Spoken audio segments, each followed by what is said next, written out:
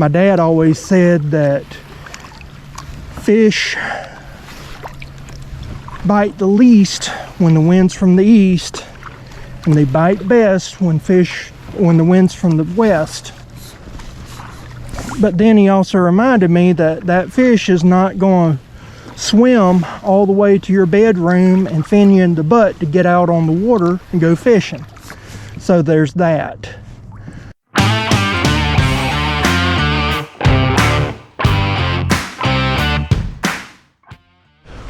Well, we are back on the lake that they're draining down.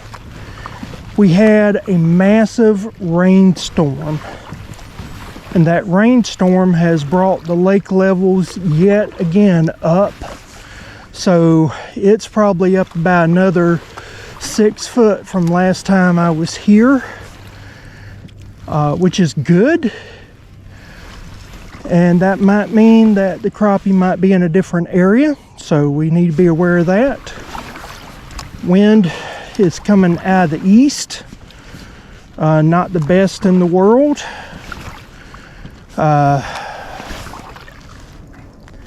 And what I was calling callurpa seems to be water milfoil. So if you're wondering what the grass is, I'm now thinking it's water milfoil. But it's crazy how much of this grass is here. I don't know if you can see it or not in the water. I've got a new polarizing filter I'm trying out. I'll be doing a review on that later, but it's actually a true circular filter. That means that I can use the circle feature to change up the pictures. Problem is, it's very hard to see on the GoPro what I'm actually looking at right now because of the sunlight. My dad always said that fish bite the least when the wind's from the east, and they bite best when the wind's from the west. But then he also reminded me that that fish is not going to swim all the way to your bedroom and fin you in the butt to get out on the water and go fishing. So there's that. Seeing a lot more bait fish than last time. The temperature when I left my house was 34 degrees, and you can see the fog on the water. When I was driving up here, it was 27. We're in the same county. That's how big my county is, that you can go from 34 degrees to 27. The high here is supposed to be 46. Real feel, I'm wanting to say it's going to be like 38, 39, something like that. Winds are supposed to be picking up by lunchtime and getting worse until sunset. Right now it's about a 2 mile/hour wind max, and by around lunchtime, or a little past lunchtime, it'll be a good 15 miles per hour. So you have to realize that we're going to have wind issues. The moon is up.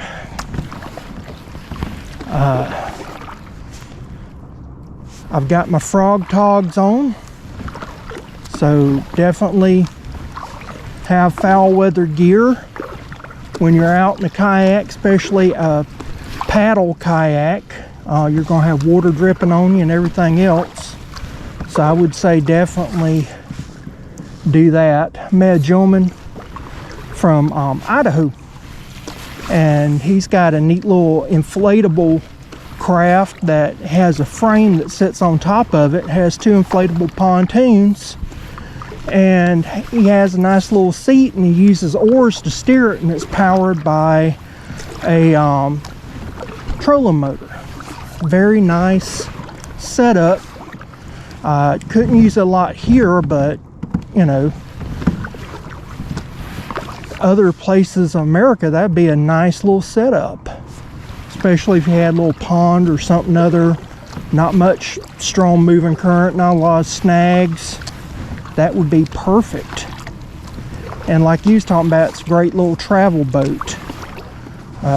The thing you have to remember is in Florida, if you have any type of gas or electric motor, you've got to have it registered. And like he was talking about, you know, his state doesn't require registration.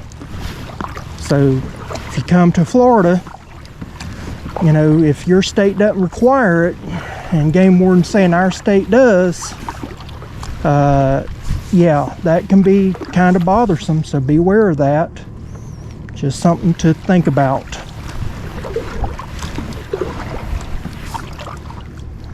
We'll go to where the crappie were biting last time. That's not a guarantee they'll be biting there this time. We're probably still going to have to swim around and see what we can do, but at least give it a try. He caught probably about 4 bass already, I would say. I know that he caught one right in front of me, a little bitty bass. Most of them are only a year old.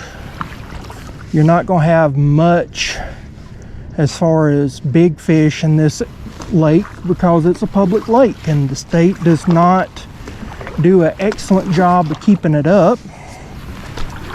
And so, you know, it's what I say, your taxpayer dollars hard at waste. But who knows? There might be something in here that's bigger than what we all think. Something that survived all the people and ate up all the stock fish, and you know, whenever they decide to stock fish, and maybe that's it.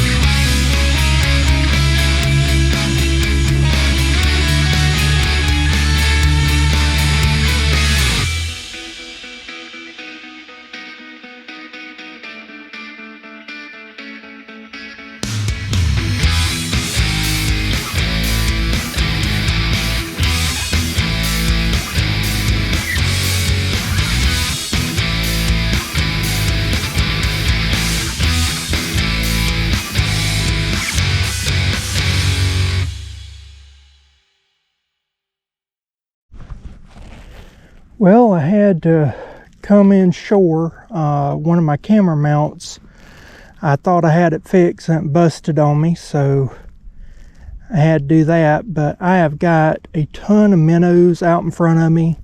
I had to take off the frog togs. It started warming up and I was sweating so bad that I was soaking wet. So I was more wet with my rain gear on than I was without the rain gear. So I figured I'd change over. The grass has taken over because of the high rains, and flooded out areas that have been submerged. And this grass is just floating around in big giant mats. So everything is changing almost on a daily basis. And so I'm trying to figure out where's a good place to go, where's not a good place to go. That's the reason why they call it fishing instead of catching. So we'll try to get it figured out, try to get some fish and go from there. If not, we'll have a shore lunch and go from there. Well, it's about 1:30, 1:45, something like that, and I haven't been doing so hot, so I figured why not have a lunch, regroup. That's what you have to do sometimes, regroup, think about things, figure out how you want to approach things. So that's what I'm doing. So we have our sardines that Stump provided. Again, if you ever want to help out the channel, I've got a Amazon wish list that you can definitely use to get things for the channel. I've got a bunch of weird stuff on there because I've got a bunch of different shows planned. And so if you want to buy something not on the list, just kind of message me, let me know. You can find me on Instagram, anywhere. So I'm pretty much easy to get to and get in contact with. And these are in tomato sauce. I don't normally eat sardines in tomato sauce. That's just something I've never acquired taste for. I don't like the ones in mustard either. But with these firecrackers, I thought this would be wonderful with the firecrackers. So try not to litter. I'm gonna have that. Right now I'm just trying to figure out what to do. And so much of my life, whether it be mediations, fishing, hunting, YouTube, is learning to pivot. How am I going to take this situation and turn it around? Is it going to mean that I have to change plans for something else? I planned on coming here every single day while I had time and go fish here and catch crappie or speckled perch. But the more I think about it, the more I wonder if maybe that's the wrong approach. We've had a bunch of rains. The weather is changing. Right now it's like in the 60s. It's supposed to be only in the 40s. That changes up everything. So maybe I don't want to fish here every single day. Maybe I want to go fishing for redfish. Maybe I want to do something else. Moreover, there is my health. And so I mentioned about the perforated eardrum. Went to a doctor yesterday, and they're thinking about doing 2 surgical procedures on me. And so I don't know if you've ever watched the Animal Cracker. He's a chiropractor that started doing animal chiropractic care. And so he has, I know of 2 channels he has on YouTube. But the one channel that he has for humans, he got kind of famous in New York for taking balloons and sticking them in people's noses and cracking their sinuses. And now that is what they're doing here in Florida. The ENTs, you know, he's a chiropractor, and I know some doctors that argue that a chiropractor isn't a real doctor, but he was doing it before anybody else was, and now the so-called real doctors are doing it. And so that's what the ENTs are wanting to do to me, is they want to go in and you have a tube running from your ears to your throat called the eustachian tube, and they want to go in there and what they call a dilation, basically take a balloon and just crack all the cartilage and open it up. They say about 70% chance of it working versus doing ear tubes, which I've already had, and obviously that's not working. The other thing that they want to do is do the same thing, but with my sinuses, pretty much what that chiropractor does, and do that. Well, if I have all that cracking and everything, obviously there's going to be some trauma. I don't know how long it would take me to heal. I know it would be less than them doing the shunts and put them in my nose and all that and doing the physical surgery. So I don't know what the recovery time is. So now I've got to figure out, how can I have content on hand that I can just drop as I need to as I'm recovering, because I'm also going to be having to work around my mediation stuff as well. So learning how to pivot's a very crucial skill. And one thing is, like I said, I don't normally eat sardines and tomato sauce, and I'm very grateful that it was given to me. And so I'm like, how can I make these where they would be interesting, exciting, something that I want to try? Firecrackers. They're a great way to amp up a meal. So I'm going to give these a try. Let's see how they taste.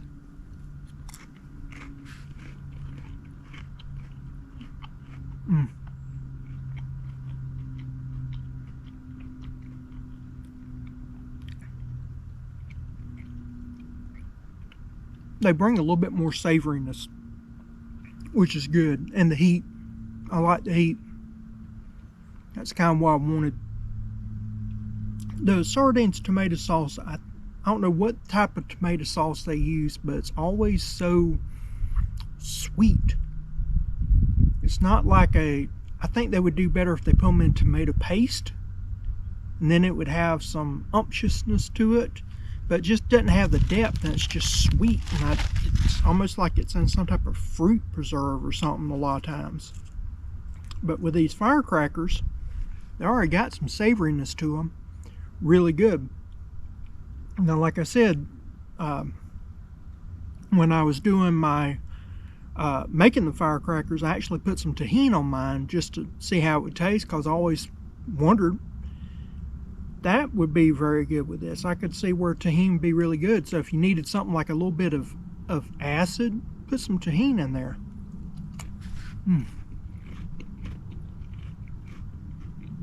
Man.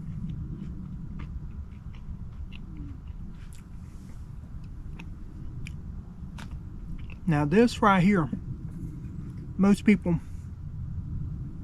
they don't know what this is or don't drink it. It's coconut juice, canned coconut juice. And the reason why I bring canned coconut juice to me, it has roughly the same stuff that's in your blood plasma. So when you're getting dehydrated, you've been out, you've been sweating, you've been doing a lot of stuff, and you're out on the water, this right here is better than the Gatorade. It's better than just about anything you can have. And so I always have one of these when I go out on the water, especially, or anywhere. I like to have my coconut water. And I know some people may not like them. That's fine.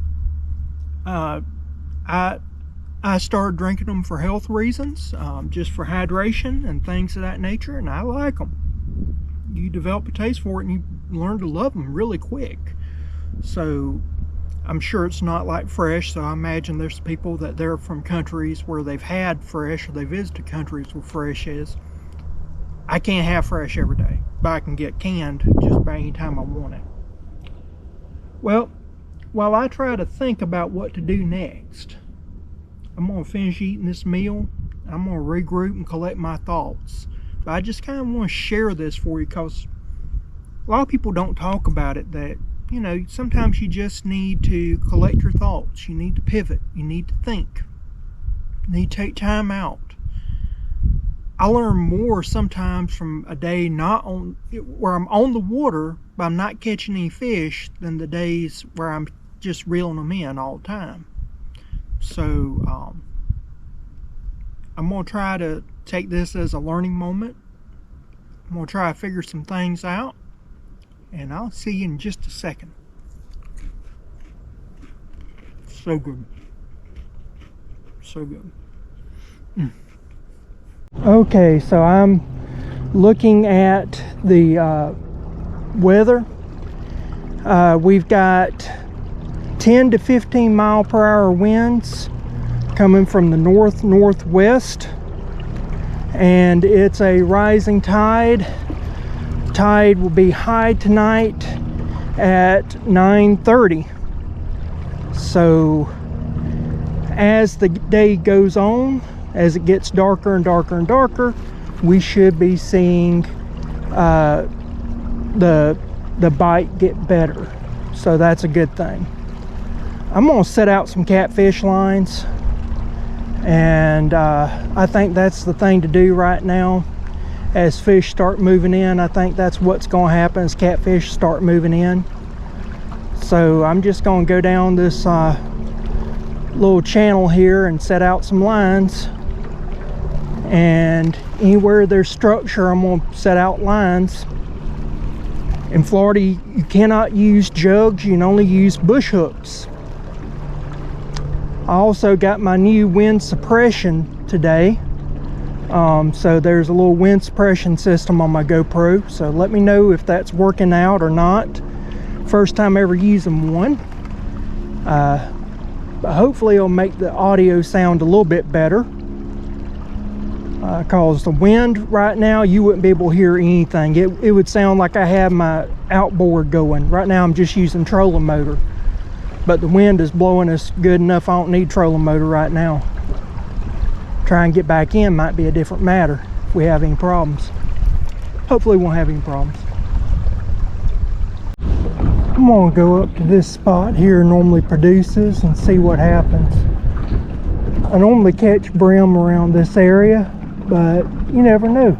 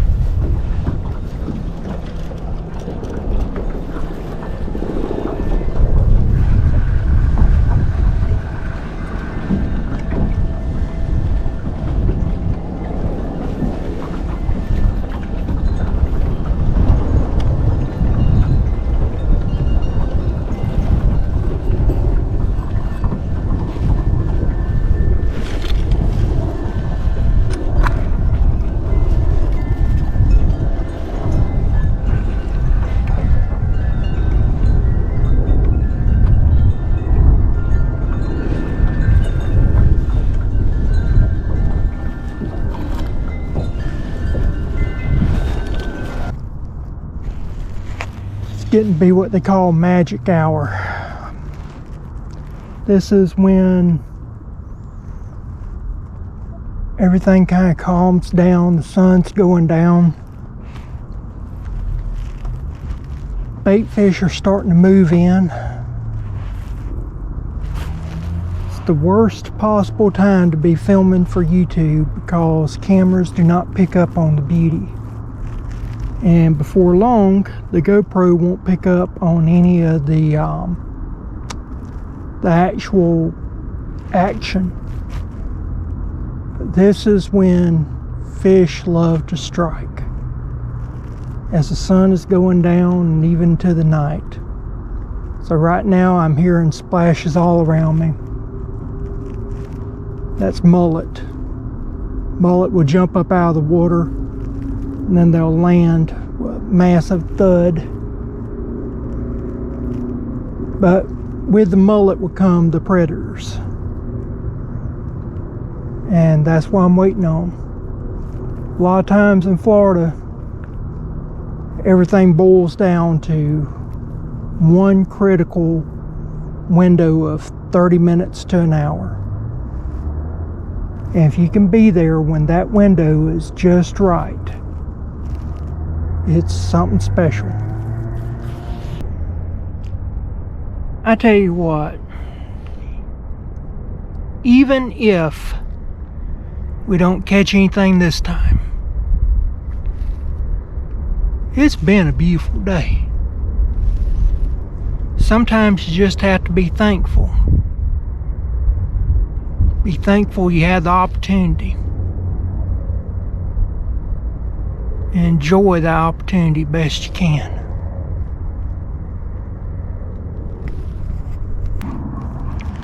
Right now it's 64 degrees air temperature. So that means that one of the species that I'm targeting, it is way too warm. Way too warm. It's got to get a lot colder to get this species into these waters. Which means that as night goes on, it'll eventually make its way in as water temperatures dip. But right now the water temperatures are just too warm for it. But there's a few other major predators that are in this area that I'd be happy to take. I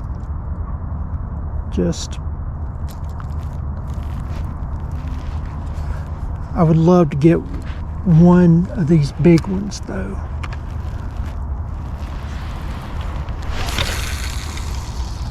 You only get a small window during this season to catch them. And I'm trying to catch one of them for y'all. Still a little bit too early. A little bit too early. But there's still a good chance that red being here. Chance that we might be able to get a bass. I'm not expecting catfish, but if some catfish do come, that'd be wonderful. Down there I am seeing fish jumping all over the place.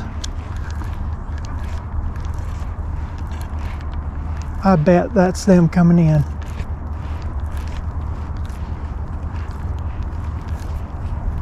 Like I said, it's all a matter of 30 minutes to an hour in Florida, especially in this time of year. 30 minutes to an hour, the right conditions. If you can get to the right conditions, right temperature, it's nothing short of magic. But until you get there, it's a lot of trouble.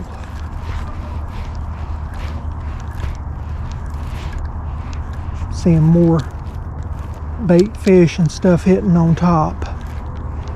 This may be what we've been waiting on. Before long I'm gonna have to have my nav lights on to stay legal. Well guys, it is 6:12. All the top water action has died down. Now we're getting waves coming in as we're getting ready for the high tide. had that one strike, that was it, missed it.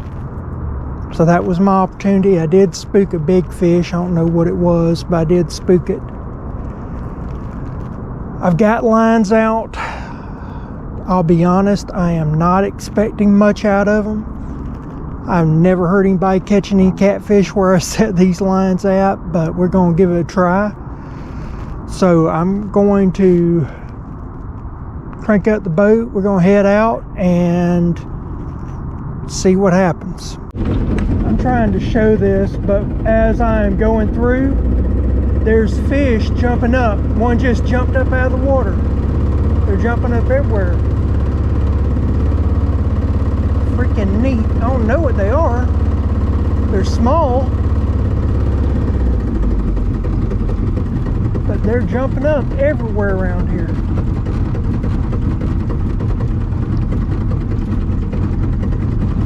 They're following the boat too, which I find to be interesting. Alright, here we're coming to the first line. Not seeing any movement. It's never a good indicator. Alright, we're going to take this off.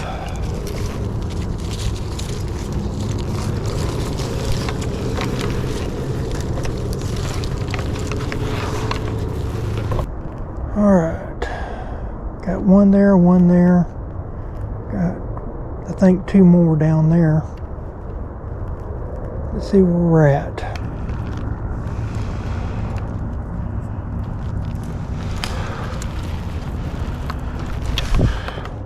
Sorry about strobe.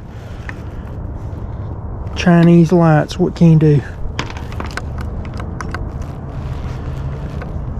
That's still got fish on it. Let's see what the fish looks like. That'll tell us a lot right there. That was a head. That was a head. That's like a crab or something other. All the meat and everything's gone off it and just left the skull. That's like a crab right there.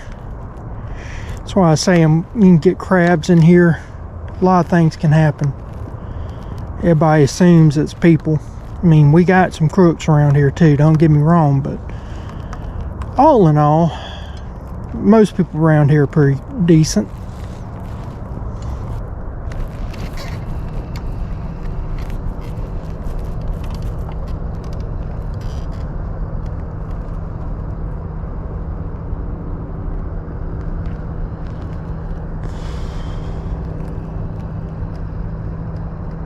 The other one's a bit further down, so we'll have a while for that.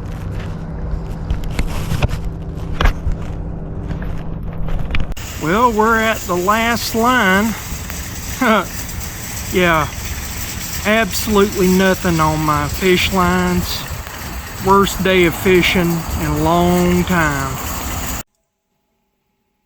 So to get started with our meal, we're going to start by making a chutney.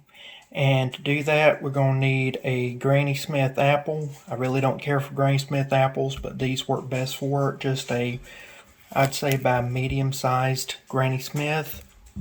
One golden beet, and then 2 small to medium yellow onions. These are also called Spanish onions. We're going to make a chutney with this.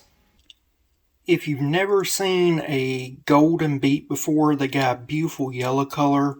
Very similar flavor to a regular beet, but they don't stain up your hands or anything. It just gives a different look. Now I'm going to add in about a tablespoon of rice wine vinegar. Now about a teaspoon of sea salt. Now about a teaspoon of tahini.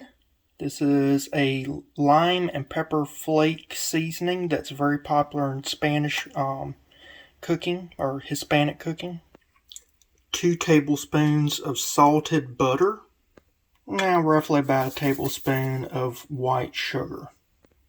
I'm pouring in 1 cup of water, but if you wanted to omit the sugar, you could pour in apple juice and just use a cup of apple juice and omit the sugar. Now I'm going to use about a tablespoon of ground turmeric. Okay, what I'm going to do is bring this up to a boil, and then afterwards we'll reduce it down to a simmer and let it cook until the beets start to get soft under a fork, and then we'll add in our apples. Okay, it's hard to see right now for steam, but it takes about 5 minutes, 7 minutes on a light boil. And if you have your beets finely diced, they'll be ready.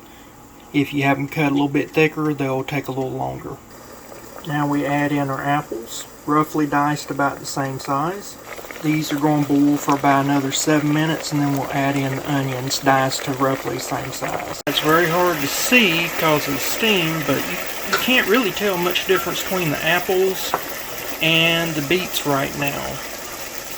At this point, we're going to toss in our onions. And now we'll just stir them up and keep cooking them, making sure that they don't burn. This will go for about, I'd say about 7 minutes. Most of the moisture will draw out and it'll start to caramelize, start browning a little bit, get that Maillard reaction going.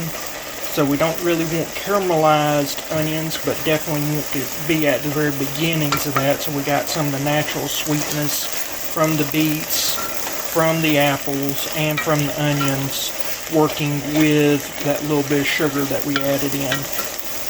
Alright, the apples are starting to break up. The only parts you can really see are the onions and the beets. Starting to brown a little bit. It's a little tart still, and it's way loose. You could add a little bit more butter to this, and that would help a little bit, but not much. Right now I'm just kind of getting some of the flavors built, and once I get to a certain level, and it's really just a matter of preference. I don't want it to be brown, but I don't want to be this bright yellow. I want to have a little bit of caramelization color to it, like a golden color almost. Once I get it to that stage, I'll see how it's got some brown spots there. It's kind of what I want to get to. I'm going to add about a quarter cup of water, and then I'm going to taste for seasoning. So what I'm probably going to do is I'm going to add, in just a second or two, I'm going to add, because I'm getting a lot browning now, I'm going to add a quarter cup of water and adjust for seasoning. I'll probably need to add about a tablespoon of brown sugar, but that will be based off of how it tastes once I add the water. Instantly, you can see how much it thickens up. This was just after I added the water. I turned off the heat. Now I'm going to taste it. I'm going to remove it from the heat. Always use less sugar than what you think you'll need. So this is about a half tablespoon of brown sugar I'm adding in. That probably be money, I'm thinking, after tasting this. Alright, I could go a little bit sweeter on it, but this has got kind of a tangy bit that I like, so I think I'm going to keep it at a half tablespoon, but probably a tablespoon get it way to the sweetness that I wanted. But actually I think with the fish this would be perfect to accompany it and give a little bit of a different contrast in flavor. It's got a fruity flavor, it's got a little bit of irony flavor from the beet, but very much on the back end. That's only enhanced a little bit by the brown sugar. All in all, it's well balanced. I think it'd be really cool once it's chilled down. Chutney's in a bowl. I'll just cover it up and put it in the refrigerator to cool. Next on the agenda, we have potatoes. And so we're going to roast these little Irish potatoes. Okay, so to do these potatoes, I put them in a Ziploc bag, gallon Ziploc bag. I'm going to add in about a tablespoon of mustard. I'm going to add in about a third of a cup of sour cream. Tablespoon of dry ranch powder. Now I've added in about a third of a cup of cooking oil. Once mixed up, that's when we'll go ahead and add in our washed and halved potatoes. You can see here I had to cut some of them up into quarters, some of them I had cut into eighths. They were different sizes. This is a company called Mountain King. This is all the red potatoes they had. They were different sizes. They were not standard sizes for red potatoes, but this is what they were selling as a crawfish boil pack. All it was red potatoes, different sizes, poorly graded. It's just a marketing gimmick, I guess, they was trying to do for the grocery stores. But now we're going to shake this up. Now these right here, they'll go off into an oven for baking. I'm going to let them sit for right now though. Let them marinate just for a few minutes until I get the oven up to temp. In this bag we got roughly about a half cup of my firecrackers that I've crushed up. And so we're going to add to this a few other ingredients. I'll show you that. Okay, what we have here is panko breadcrumbs. We're going to do roughly about 1.5 cups. Panko, unseasoned, plain. Alright, we're going to add a cup of Parmesan cheese to this. Then a tablespoon of Lea & Perrins Worcestershire sauce. If you think you've seen this recipe before, you have. The firecrackers, look at my firecracker video. That right there is the base for this, and then this recipe where I'm doing the Parmesan, Lea & Perrins, all that is a variation one from the hooking and cooking catfishing video. So watch both of those. Now I'm going to add the juice and zest of half a lime. So I've got a half a lime quartered up. I'm just going to zest it out and then juice it out. Alright, that's mixed up. Now it's time to turn attention to potatoes. Okay, now these will go into a 425-degree oven until they're cooked all the way through, which should take about 20 to 25 minutes. Now for our catfish fillets.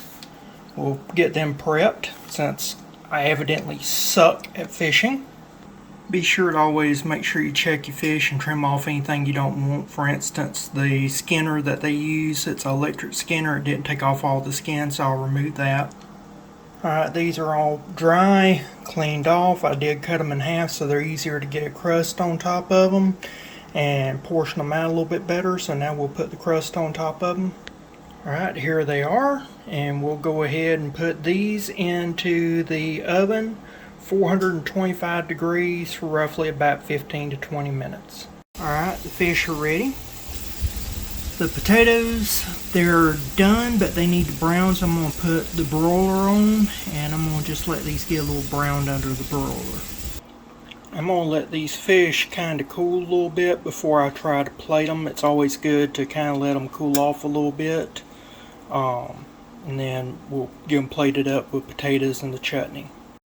Alrighty, so time to take potatoes out. I will say I did try the crust on this fish, and by heating up the firecrackers, it does do a pronounced heat. So these are hot. Don't let my prior video about the firecrackers not being that hot.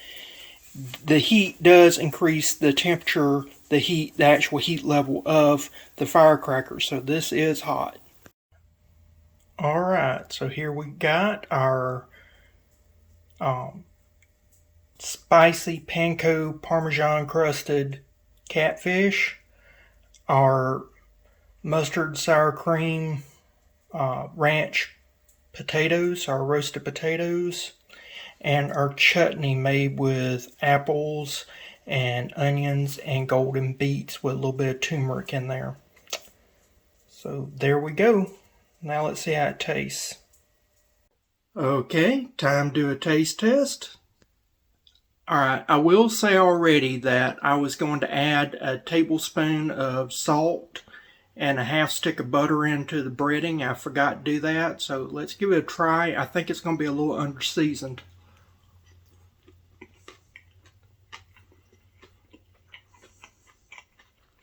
Yeah.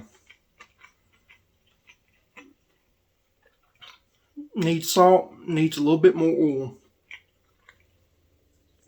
That heat, because I made the firecrackers a little bit hotter than I normally would, that heat really carried through. So if you make the firecrackers where they're not as hot as I did the last video, that'd be about right. The good thing is we have the chutney. Chutney is good for cooling.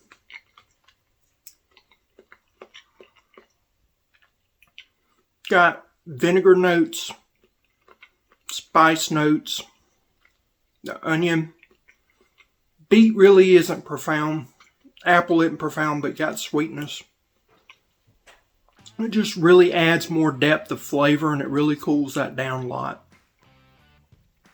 On the potatoes, I will say I was going to also add a tablespoon of salt to this, and I didn't, so I think these are going to be a little under-seasoned.